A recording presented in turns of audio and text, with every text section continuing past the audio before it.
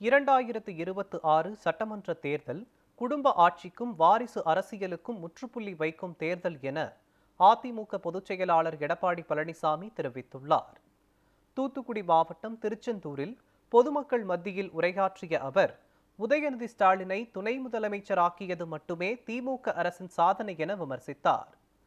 மாணவர்களுக்கான மடிக்கணினி வழங்கும் திட்டத்தை திமுக அரசு நிறுத்திவிட்டது என குற்றம் சாட்டிய எதிர்க்கட்சித் தலைவர் எடப்பாடி பழனிசாமி, அதிமுகவின் திட்டங்களுக்கு பெயரை மாற்றி திமுக விளம்பரம் தேடிக் கொள்வதாக குறிப்பிட்டார்.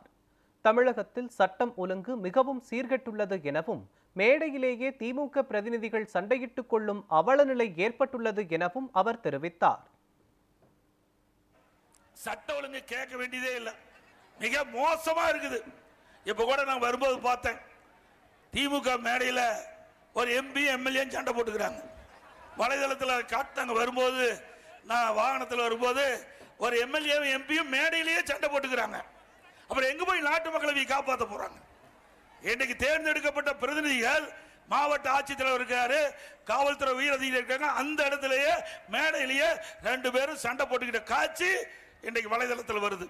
அதோட 2 நாளைக்கு முந்தி, நேற்றைக்கு முன்தினம் இன்னைக்கு சென்னையில் சிறையிலிருந்து நீதிமன்றத்திற்கு ஆஜர்படுத்த கைதிகளை பேருந்தில் அழைச்சிட்டு போறாங்க.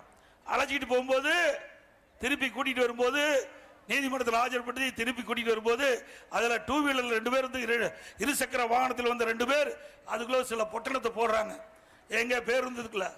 உடனே அதுல பிரச்சனையாகி அங்கே கைதிகளுக்கும் காவலருக்கும் பிரச்சனை, அங்க தாக்கிக்கிறாங்க. இப்படிப்பட்ட காட்சி திமுகவில் தான் பார்க்க முடியும்.